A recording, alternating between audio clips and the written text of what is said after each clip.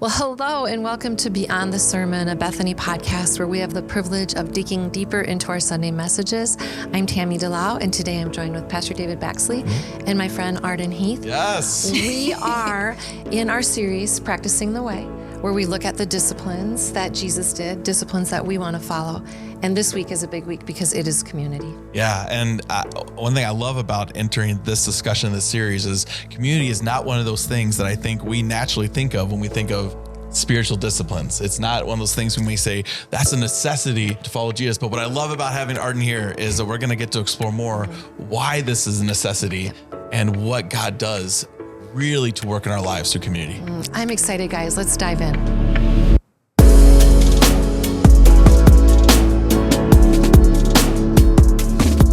Arden, I am so excited that you joined us. I love God's timing. So we were meeting this week specifically because you are going to be a member. Yeah, just started that. Started that process, yep. And you were just sharing with me this one of the most favorite things I do is to get to hear how people came to the Lord. So you have a testimony that goes back to being a young teenager.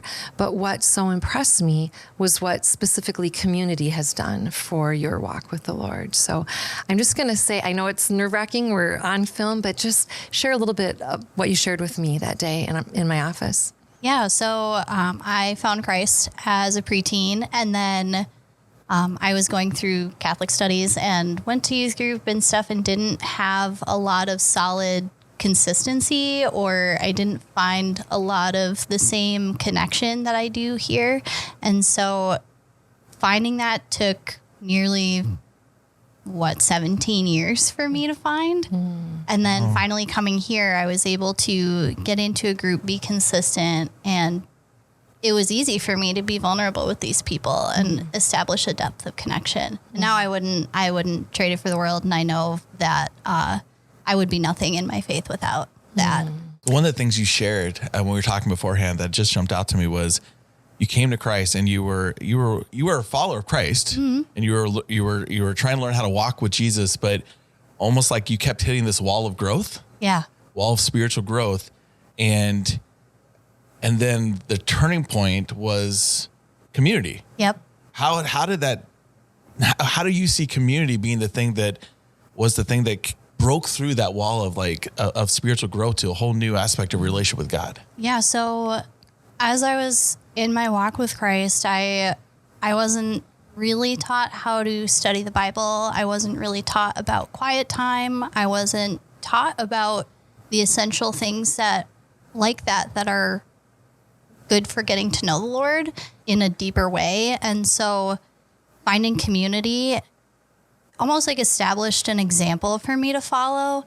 And I could see people doing this and I could ask them for advice without feeling admonished for my inexperience and essentially being condemned as to you shouldn't think this, you shouldn't think that, or you're not really a believer if you think this, or this, or grapple with this, or this. So I felt entirely safe in the group that I found myself in, and they were so essential in placing the seeds that I was trying to foster, but I couldn't without that support.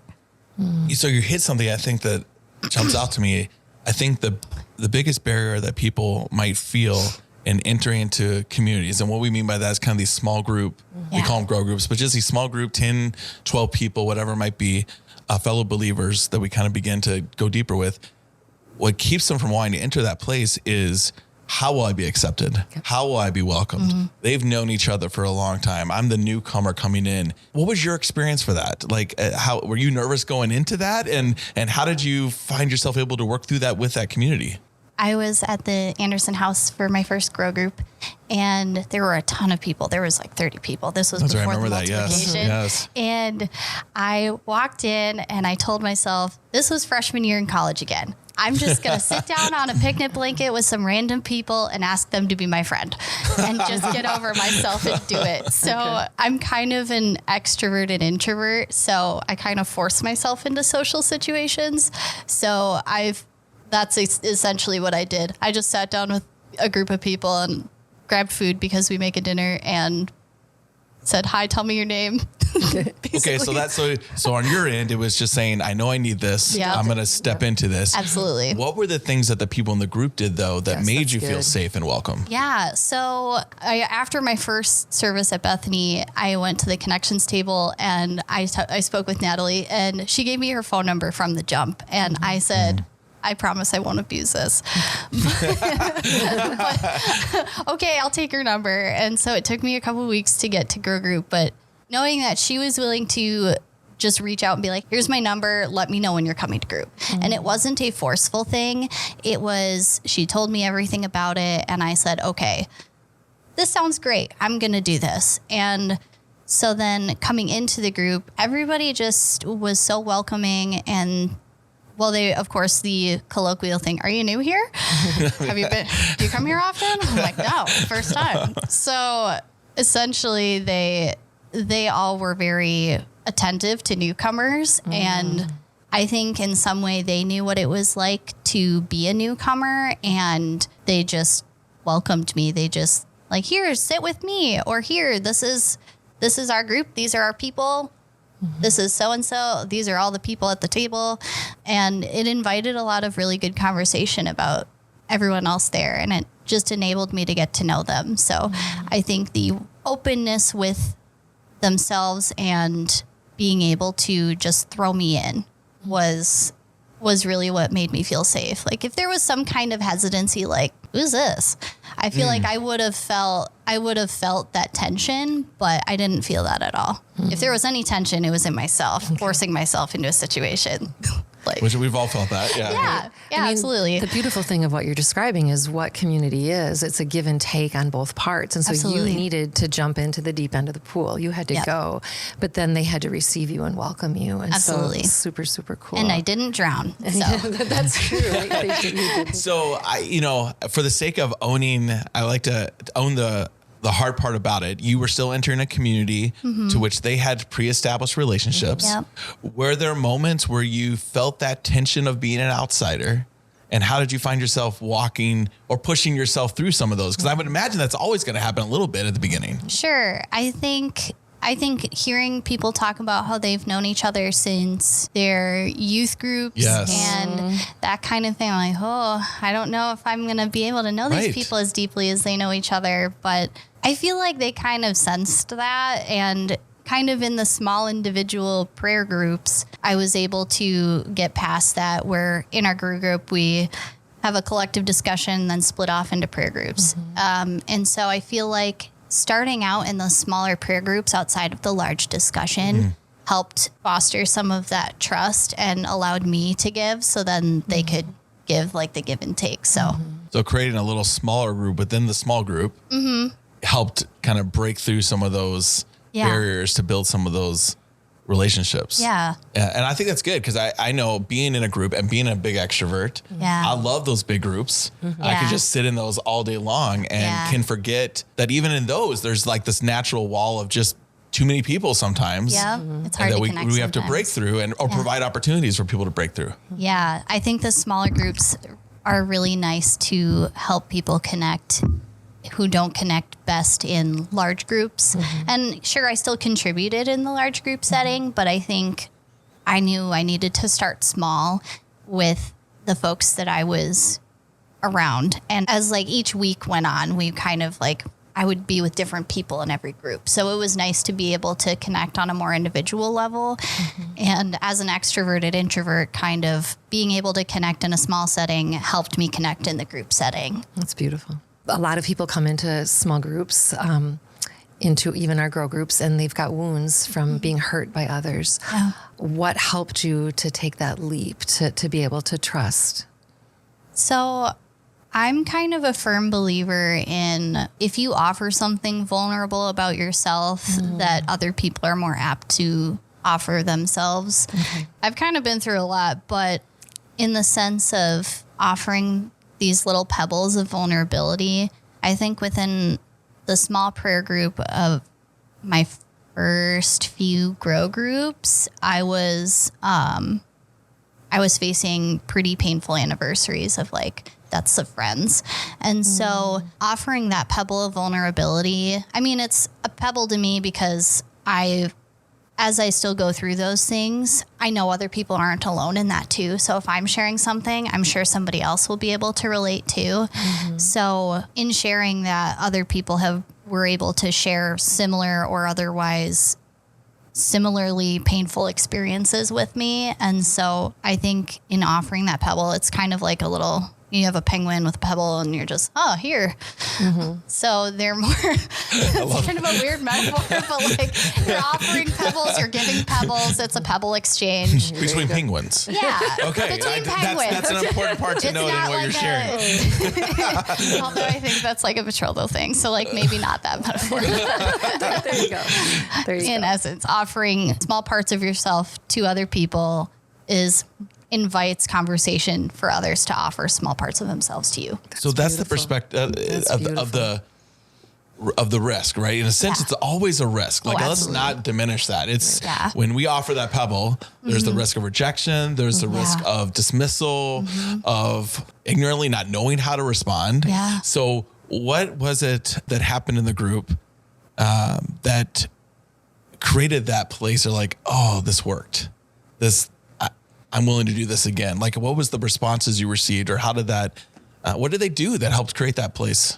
I think in some of the things I've shared about myself, there weren't people trying to be like, oh, I totally get that.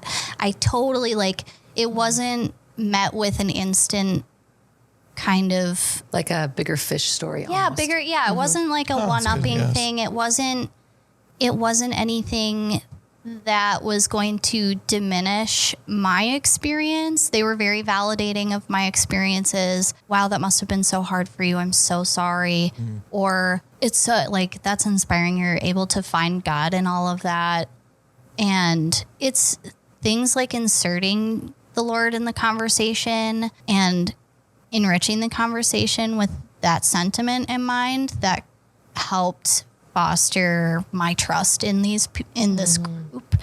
And again, like, they weren't one-upping me, they weren't whatever, and it never is a one-up kind of thing. And so it was the acknowledgement of my experiences tied into the genuine feeling of compassion being conveyed in the sense of, and I just kind of knew that these people knew the Lord, and they were sharing that love with me. And I knew I could be safe there. Something that is beautiful within community is accountability. And I've been very impressed with your demographic and just the transparency and the accountability. Yeah. What does that look like for you? Are there women that come alongside you that you're sharing hard things with that way? And okay. Yeah. I mean, my small group is just full of wonderful women, and they've all been a part of like new journeys and like coming out of singleness and kind of trying, at least in my case, like trying to define what I needed in a relationship with someone who knows and loves the Lord. Like I've never had that before. Okay. And so I told them, I said, I don't know what I need. And they're like, reevaluate your expectations. And I said, okay. But they were very validating of the experiences that I had as it relates to that. And then I can come back to them and be like, oh, this worked, this didn't. Or like, what do you think of my options being X, Y, and Z? Or like, I'm going through something difficult and I'm looking for direction. Where do you think I should look? Or I was seeing the same Bible verse over and over and over again, all over the place. And I reached out to especially Jenny. I was like, hey, I'm seeing this over and over and over again. What do you think I should do with this? And the same with Ben, like I see it over and over again. It was just people that I could reach out to, and whether they were women or men, people I could reach out to be like, hey, I'm struggling with this, or I'm seeing this. Do you think it's of the Lord, or is it not? So in essence, they were aiding in my pursuit of discernment for certain things in my life.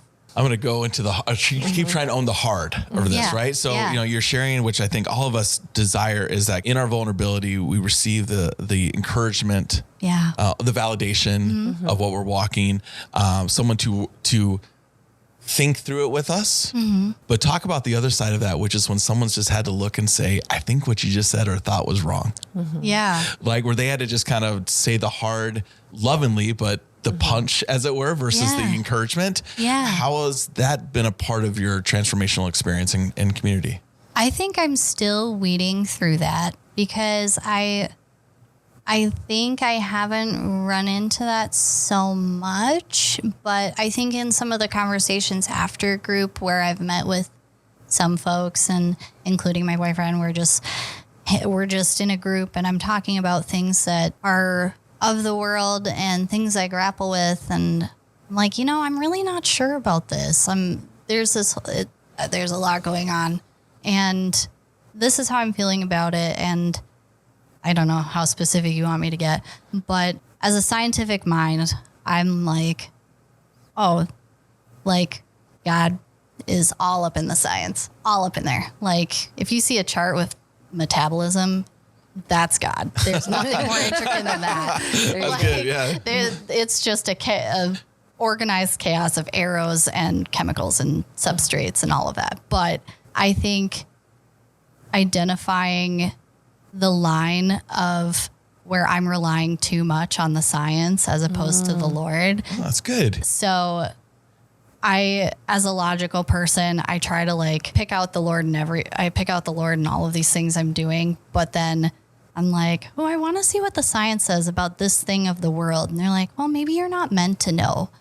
Maybe you're not meant to know what this thing of the world is in a scientific context because it doesn't mesh with what God wants. So I don't know. I think that's kind of in vague terms what I've grappled with and what people have met me with. So it sounds like the push of which we all have, whether it's science or whether it's jobs or income or money or whatever these things are that are valuable to us that we look at, it's to say, seems like you may be looking more at a secular definition versus a God definition. Yeah.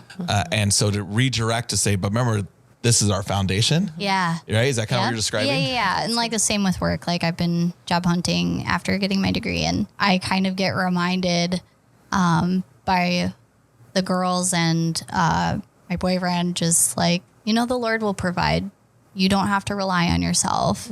The Lord will provide. Don't forget it. And I'm kind of a self-reliant person. So I've been growing out of that. And so I think if anything, that's the biggest thing, growing out of a self-reliant mindset. The other reality, I think, of those moments, as great as it is, some people do things wrong. Yeah. And how they talk to us. Yeah. And how they speak to us. Oh, yeah. And so I want to own that. And I'd like you to speak to that because I think one of the greatest barriers, I think there's two big barriers, but one of the greatest barriers that keeps us from community, you alluded to this, Tammy, a minute ago, is wounds, but also when we run from community is wounds. And I read this week that our greatest wounds come from community, but we can never find healing apart from community. Yeah. Can you kind of speak to that, both the wound side and the healing side that comes within the community you're in? Oh, yeah. So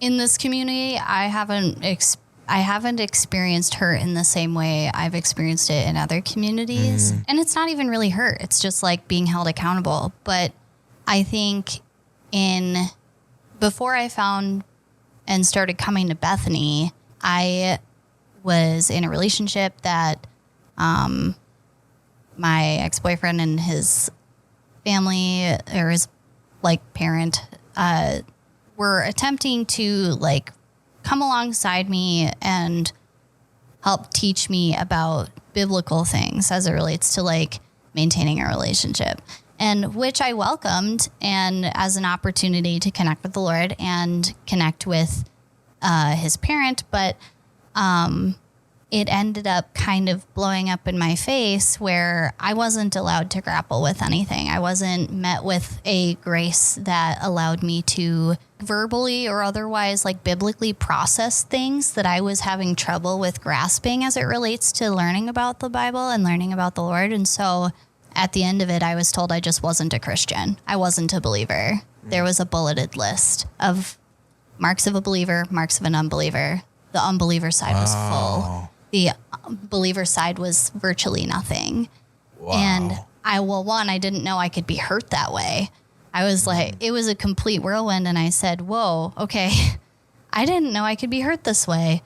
But it was a little validating, like, I do have a strong belief in Christ in a way that hurts me like that, hurts my soul.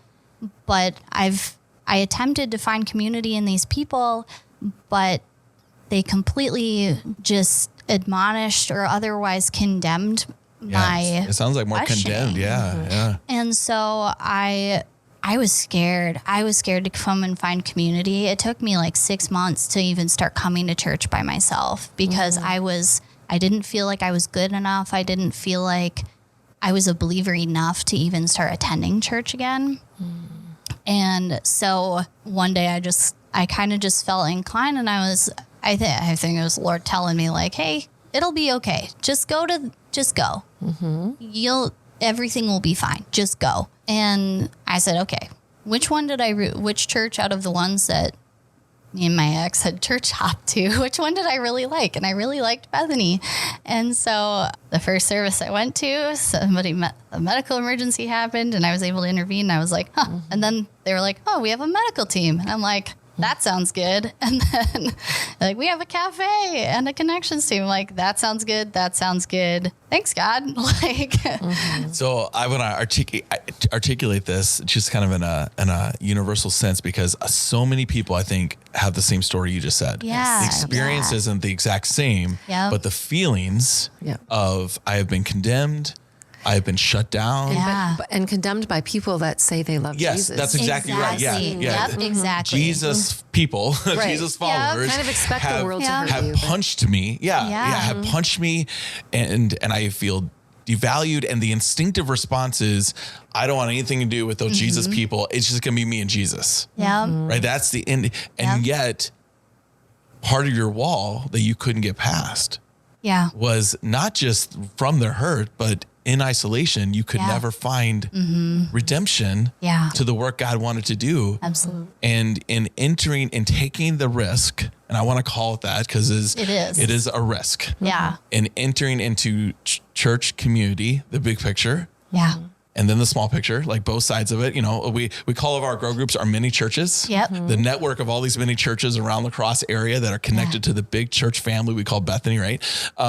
By entering into the big and many churches, you saw not only how God wired you to serve the body, but you saw how you could be a both giver and taker in a healthy way in a community. It'll still be hard. Oh yeah. Still be painful, right? Like those things still exist. Yeah. But it began a healing of the past pains as you pushed through those, and the wounds of the past did not define how you would see the people of the future. Absolutely. But then I think there are going to be people that are listening to us that are going to say, that's great. But the truth is, in our mini church families, we're all three part of one, we're going to get hurt again. Yes, we're going to get, that's so good, Tammy. Thank you for saying that. Because people have a bad day, or they're being selfish, or, I mean, in light of everything that's happened to you. And so you've got this beautiful track record of what's going on now. Next week, Jenny bites you somehow accidentally, which I can't imagine Jenny. Can't either. Like, but let's just She's going to be listening to this. She is. Hi, Jenny. Oh my goodness. we'll put Jenny in air quotes. Okay, so how will you shepherd yourself to not run? Like, does that make sense? No, that's really good, Tammy. No, I think the grace I've been given by everyone is easy to give back. That's like the easiest way I can put it. And even the wounds in the people that have hurt me in the past, I don't define them as that either. Like, the grace I've been given is grace I can give to not only the people that will hurt me, but who have hurt me. And I don't hold any animosity towards them. Like, I pray for them. I wish them well, but even beyond that and into shepherding myself out of hurt that I might experience in my group, it's not a personal thing. And even if it was, like, if I were to hurt people in the same way, I think that grace could be given back. Am I deserving of it all the time? I don't know. I mean, sure. But at the same time, I think it's important for me to acknowledge people and meet them where they're at and know that on a day-to-day basis, they're not out to get me. They're here, they're having a bad day, or they're struggling with something. So if anything, that prompts me to extend a hand and just, hey, checking in. You doing okay? Right. I love you. So, your group meets on Sunday nights, I think, right? Yes. And mine does too. So one of the things I find myself wrestling with, and I've had small groups on Friday nights, I've had small groups in the middle of the week, I've had small groups on Sunday nights, is tiredness and busyness. Seems to always be a temptation in front of me to say, but I can miss this week. Right. Yeah. Oh, it's not that big. How have you wrestled that? Because you had a lot going on, school and job and all those things. Like, how have you wrestled through that to stay committed to this group of people consistently, so not to excuse the absence of that? I feel like every time I miss a group, it's only because of work, and being an EMT, my work is so inconsistent. I know that. I think it's easy for me to want to attend because I've put my heart into this group. Oh, so good. And I feel like a piece of me is missing when I don't go to group. I think I'm a firm believer you get out what you put in. And I feel like I've put a lot of myself into this group, and they've put a lot into me. And it's a lot easier for me to want to attend than to not want to at this point. Sure, there was like some things I wrestled with like, I'm done at 7. I could just like show up for the last bit, or what's the point? But I think any aspect of participation, even if it's like towards the end and catching up, is still okay. But I think it's important to also give yourself grace if you're not feeling, obviously if you're not feeling well, but like if you're not feeling like you have the social capacity or even the mental capacity to come to group that night, at least reach out to somebody in the group and tell them like, hey, I'm really struggling with this. I need some time. Like pray for me, or like check in with me during the week. So how to stay connected even if you're physically not there. Make the connections a priority. Yeah. Giving 100% of 10% is like, if you only have 10% capacity, give 100% of that 10%. If you can. Obviously there's grace for everybody for all kinds of things. Our humanity is always going to show up in these. And you're speaking to something that I have reflected on more, I think in the last couple of months. It's really easy to enter into communities with how is this community going to serve me? Right. We become consumers of the people. And at least what seems to be standing out to me as you tell this story, you entered in with a recognition that it was just as much about what you were going to give to the community as much as the community was going to give to you. Like you couldn't go one-sided in that. Yeah. How did you walk that? That's amazing. I think coming into a setting where people are going to be exceptionally vulnerable and share the most core of their being, their faith with each other. That's something so much deeper than maybe other connections I have. And so coming into that, I knew there was going to be giving into me, but I knew that coming into this, I wasn't knowing what to expect from them or what I was going to be given, but I knew at baseline there was going to be fellowship, there was going to be sharing of faith, there was going to be vulnerability, and